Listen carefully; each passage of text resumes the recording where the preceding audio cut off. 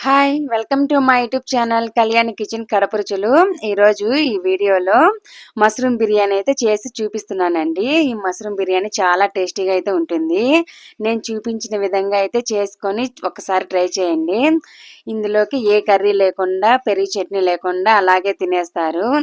దీనికి కావాల్సిన పదార్థాలు ఒక గ్లాసు రైస్ అయితే తీసుకున్నానండి. సోనా మసూర ఇవి శుభ్రంగా కడిగి నానబెట్టి పక్కన ఉంచుకోండి. 2 ఇంచుల కొబ్బరి, టేస్ట్‌కి సరిపడా సాల్టు, కాజు, అల్లము, వెల్లుల్లి, చెక్క, లవంగాలు, బిర్యానీ ఆకు, ఉల్లిపాయ ముక్కలు, half table spoon garam masala, half table spoon కారపొడి, హాఫ్ టేబుల్ స్పూన్ ధనియాల పొడి, 1 కప్పు మష్రూమ్స్ అండి. ఫ్రెష్‌గా ఉండేటివి తీసుకోండి. బిర్యానీ అనేది బాగుంటుంది. కొత్తిమీర 6-7 వరకు పచ్చిమిరపకాయలు, కొద్దిగా బటరు, పుదీనా, ఒక గ్లాస్‌కి 2 టమోటాలు చొప్పున తీసుకోండి. టేస్ట్ అనేది బాగుంటుంది. ఇవి 200 గ్రామ్స్ అండి మష్రూమ్స్. ఇప్పుడు ఒక చిన్న మసాలా అయితే తయారు చేసుకుందాము. వెల్లుల్లి, అల్లము, కట్ చేసి పెట్టుకున్న కొబ్బరి అండి. ఫ్రెష్గా అయితే వేసుకోండి, బాగుంటుంది. అల్లం వెల్లుల్లి ఇలా మూత పెట్టి గ్రైండ్ చేసుకోండి. వెల్లుల్లి గడ్డ అయితే ఒక గడ్డ మొత్తము పొట్టు అనేది ఒలిసేసి వెల్లుల్లిపాయలు వేసుకున్నాను. 1.5 ఇంచి అల్లం అయితే ఉంటుందండి. అది ఒక గ్లాస్కి. అంతకు మించి ఎక్కువ అల్లము వెల్లుల్లి వేసుకుంటే ఘాటు అనేది ఎక్కువైతుంది. ఏది ఎక్కువ ఓవర్గా వేసుకున్నా కూడా టేస్ట్ అయితే అంత బాగోదు. ఇప్పుడు స్టవ్ వెలిగించి పాత్ర పెట్టుకొని అందులో బటర్ వేసుకోండి. తర్వాత తగినంత ఆయిల్ అయితే వేసుకోండి. బిర్యానీకి కొద్దిగా ఎక్స్ట్రా ఉంటేనే బాగుంటుంది. తర్వాత బిర్యానీ ఆకు, చెక్క, లవంగాలు, స్టార్ పువ్వు అయితే వేసాను. మీ దగ్గర ఏమున్నా వేసుకోండి. నా దగ్గర అవే ఉన్నాయి కాబట్టి వేసాను. మెయిన్ ఇంగ్రీడియంట్ చెక్క, లవంగాలు అంటే సరిపోతుంది, మిగతా ఉన్నా లేకున్నా. తర్వాత ఇలా జీడిపప్పు వేసుకొని దోరగా వేయించుకున్న తర్వాత ఉల్లిపాయ ముక్కలు కూడా వేసి ఒకసారి బాగా మిక్స్ చేసుకోవాలి. అందులో టేస్ట్‌కి సరిపడా సాల్ట్ కూడా వేస్తున్నాను. కొద్దిగా వేసుకుంటున్నాను. ఈ విధంగా వేసిన తర్వాత ఇంకోసారి బాగా అయితే మిక్స్ చేసుకోవాలి. మనకి ఈ ఉల్లిపాయలు అనేది బాగా వేగాలి. పచ్చి వాసన అనేది ఉంటే బిర్యానీకి అంత బాగోదు. తర్వాత 6 పచ్చిమిరపకాయలు ఘాట్లు పెట్టుకొని వేసుకోండి, లేదంటే అవి చిట్లుతాయి. వేసిన తర్వాత ఈ విధంగా ఒకసారి బాగా మిక్స్ చేసుకోవాలి. మనకి ఆనియన్స్ అయితే ఫ్రై అయ్యాయి కదా, ఇప్పుడు ఆ 2 టమోటాలని కట్ చేసి వేస్తున్నాను. ఇవి కూడా ఒకసారి బాగా మిక్స్ చేసుకుంటూ ఉండాలండి. టమోటాలు వేయకుండా కూడా చేసుకుంటారు. నేనైతే టమోటాలు వేస్తాను. వేసుకుంటే బాగుంటుంది. వేస్తే ఒక టేస్ట్ ఉంటుంది, వేయకంటే ఇంకో టేస్ట్ ఉంటుంది. మేమైతే ఇలా అయితే చేసుకుంటాము. ఇప్పుడు గ్రైండ్ చేసి పెట్టుకున్న కొబ్బరి, వెల్లుల్లి, అల్లం పేస్ట్ని అయితే వేసేసుకోవాలి. అందులోనే half table spoon garam masala, half table spoon కారపొడి, హాఫ్ టేబుల్ స్పూన్ ధనియాల పొడి వేసేసుకోవాలి. టేస్ట్కి సరిపడా సాల్ట్ కూడా కొద్దిగా వేస్తున్నాను నేను. ఈ విధంగా అన్నీ వేసి ఒకసారి బాగా మిక్స్ చేసుకోవాలి. ఈ మసాలా అనేది మనకి బాగా వేగాలండి. ఇలా ఫ్రెష్గా అప్పటికప్పుడు మసాలా వేసుకొని వేయించుకుంటూ ఉంటే మంచి స్మెల్ అయితే వస్తూ ఉంటుందండి. ఇల్లంతా గుమాలించిపోతూ ఉంటుంది. ఆ వాసనతోనే తినేయాలనిపించే అంత స్మెల్ అయితే వస్తూ ఉంటుంది. ఈ విధంగా ఆయిల్ పైకి వచ్చేంత వరకు మసాలాలు వేయించుకోవాలి. కట్ చేసి పెట్టుకున్న మష్రూమ్ కూడా వేయించుకోవాలి. ఇది కొద్దిగా మగ్గితే మనకి బాగుంటుందండి. అలానే వాటర్లో వేసేస్తే బాగోదు అంతగా.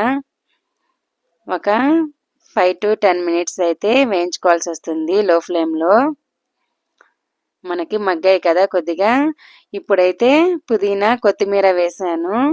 వేసిన తర్వాత ఒకసారి బాగా మిక్స్ చేసుకోవాలి. ఇప్పుడు కూడా ఒక 2-3 నిమిషాలు వేయించుకోవాల్సి వస్తుందండి. 2-3 నిమిషాలు వేయించుకున్న తర్వాత నీళ్ళు వేసుకోవాలి. ఒక గ్లాస్కి నేను 2.5 గ్లాస్ అయితే వేసాను. రైస్ అనేది ఒక గ్లాసే కాబట్టి 2.5 వేసాను. తొందరగా ఆవిరైపోతాయి నీళ్ళు అనేది. రైస్ ఎక్కువ క్వాంటిటీలో తీసుకుంటే తక్కువగా వేసుకుంటున్నాను నీళ్ళు. ఇప్పుడు ఈ ఎసురునైతే బాగా మరగనివ్వాలి 5 నిమిషాల పాటు. మరిగిన తర్వాత నానబెట్టుకున్న బియ్యాన్ని ఈ విధంగా అయితే వేసుకోండి. నీళ్ళు ఏమీ రాకుండా బాగా తీసివేయాలి. రైస్ని మాత్రమే వేసుకోవాలి, లేదంటే మనకి రైసు మెత్తగా అయిపోతుందండి. తినేటప్పుడు బిర్యానీ అనేది అంతగా బాగోదు. మరి మెత్తగా అయిపోయిందంటే టేస్ట్ కూడా తగ్గిపోతుంది. ఇప్పుడు నేను వేసిన నీళ్ళు అయితే కరెక్ట్గా కొలతలకి బాగా సరిపోతుందండి. నేను సోనా మసూరే తీసుకున్నాను. నేను ఆ రోజు బ్రేక్ఫాస్ట్లోకి చేశానండి. మార్నింగ్ ఏ కర్రీ కూడా లేదు, పెరుగు చట్నీ కూడా లేకుండా అలానే తినేసాము. అంత స్పైసీగా టేస్టీగా అయితే ఉంటుంది ఈ బిర్యానీ. ఇలా హై ఫ్లేమ్లో ఒక 3 నుంచి 4 నిమిషాల పాటు ఉడికించుకోవాలి మూత పెట్టుకొని. తర్వాత మూత తీసేసి ఒకసారి బాగా మిక్స్ చేసుకోవాలి. మనకు మసాలాలన్నీ పట్టేలాగా ఒకసారి బాగా మిక్స్ చేసుకోండి. ఇప్పుడు మంటనైతే మీడియం ఫ్లేమ్లో పెట్టుకోండి. మీడియం ఫ్లేమ్లో పెట్టి ఇంకో 3 నిమిషాల పాటు ఉడికించుకోవాలి. 3 నిమిషాల తర్వాత చూపిస్తున్నాను. మనకి నీళ్ళన్నీ ఎగిరిపోయాయి.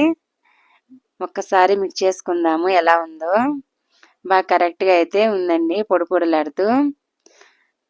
మనకి రైస్ అనేది ఎక్కువ సాఫ్ట్గా కుక్ అయితే అంతగా బాగోదండి, మరీ పొడి పొడిలాడుతూ ఉంటే అంతగా బాగోదు. మేమైతే కరెక్ట్గా అయితే కుక్ చేసుకుంటాము. మేము ఎక్కువగా ఇలా కొద్దిగా సాఫ్ట్గా ఉంటేనే ఇష్టపడతాము, డైజెషన్ కూడా బాగా అవుతుంది. ఈ విధంగా ఒకసారి బాగా మిక్స్ చేసుకొని ఇంకో 2 నిమిషాలు తేమ అనేది ఉంది, ఆ తేమ కూడా వెళ్ళిపోవాలంటే మూత పెట్టేసుకొని ఒక 2 నిమిషాల పాటు సిమ్లో పెట్టేసేయండి, సరిపోతుంది.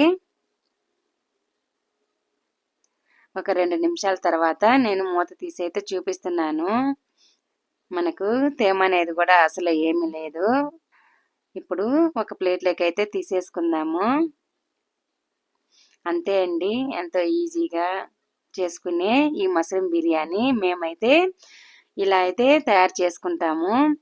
నేను చేసిన విధానము ఈ బిర్యానీ మీకు నచ్చినట్టయితే మీ ఇంట్లో కూడా తప్పకుండా ఒకసారి ట్రై చేయండి.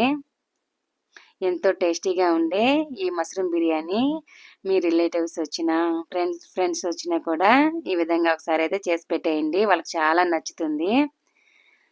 అంతే అండి, tasty mushroom biryani ready. Thanks for watching. Bye.